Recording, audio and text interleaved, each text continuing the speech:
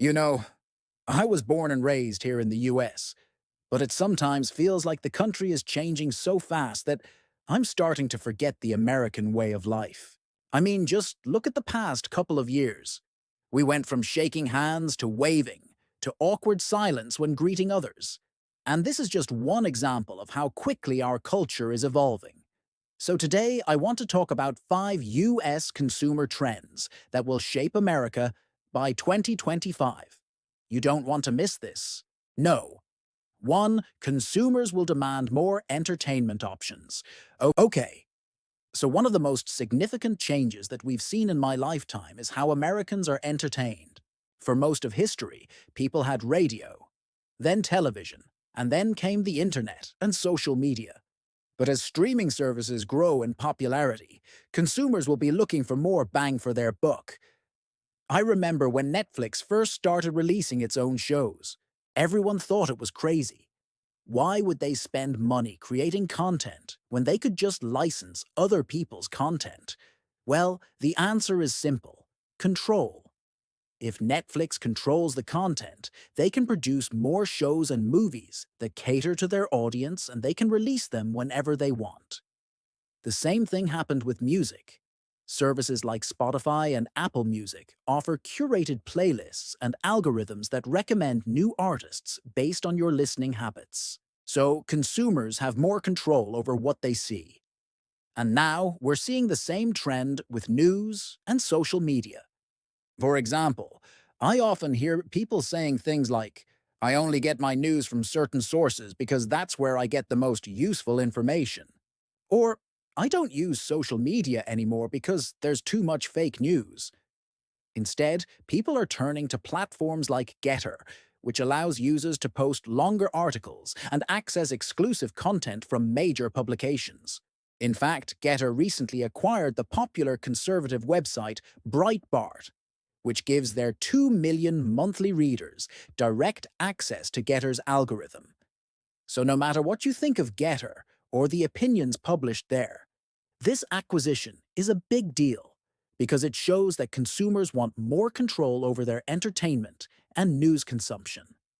And this trend will only grow in the coming years. So if you want to stay ahead of the curve, keep an eye on new platforms and technologies that give consumers more control over their entertainment and news consumption. All right, number 2. Consumers will value experiences over things. You know, I remember growing up and hearing my parents talking about how things were different back in their day. For example, back in my mom's day, she said that kids would play outside all day without adult supervision. And that really seems like a foreign concept to me, because I grew up being driven to and from school and having scheduled activities. And now that I'm an adult, I can see that this shift in parenting styles has affected consumer behavior. I mean, think about the products that dominated the 80s and 90s.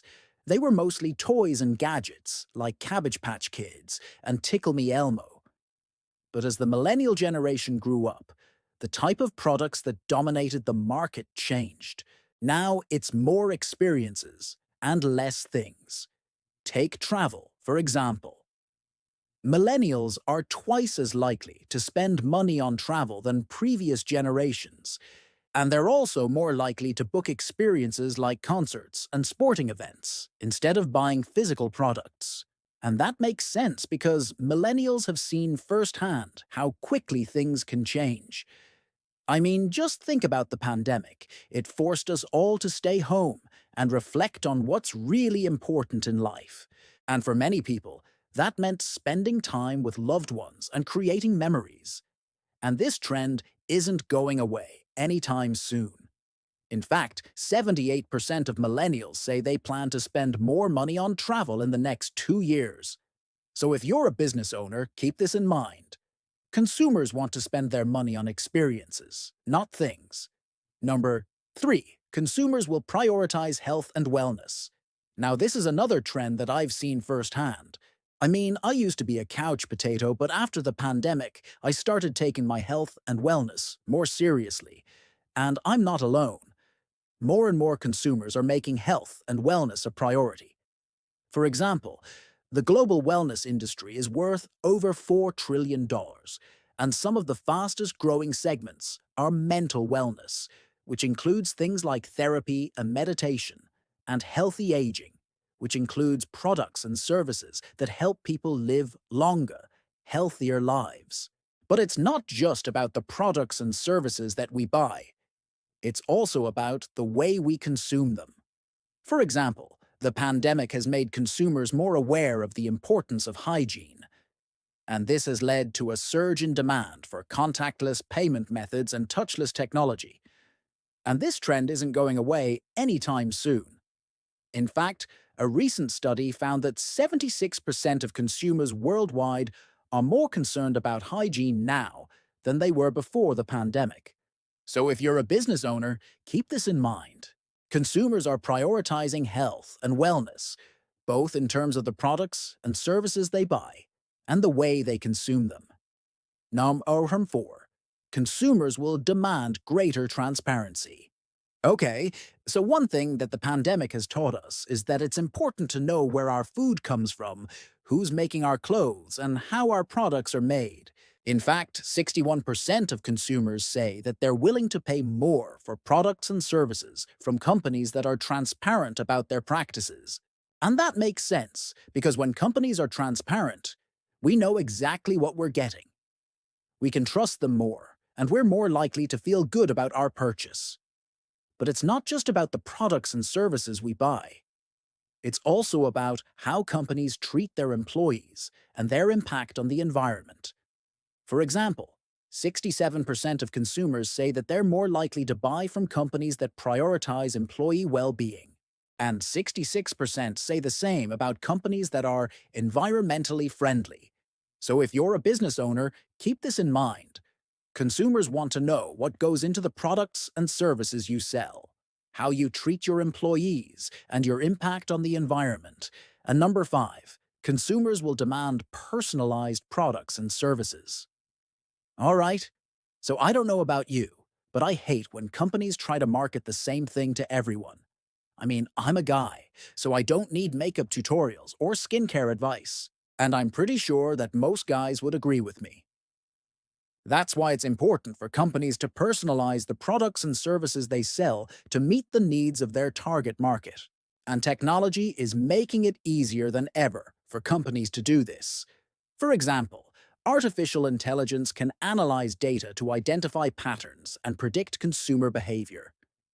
This can help companies develop products and services that are tailored to the needs of their target market. And personalization isn't just about the products and services we buy. It's also about the way we consume them. For example, streaming services like Netflix and Spotify use algorithms to recommend new content and music based on our listening and viewing habits. And this makes the experience more relevant and enjoyable for us. So if you're a business owner, keep this in mind. Consumers want personalized products and services that meet their specific needs. And technology can help you do this. All right, so there you have it. 5 U.S. consumer trends that will shape America by 2025. Now I'd love to hear from you. What do you think of these trends? Are you excited or scared? Let me know in the comments below. And if you're a business owner, how do you plan to adapt to these trends? Now, if you enjoyed this video, make sure to like and subscribe. Thanks for watching.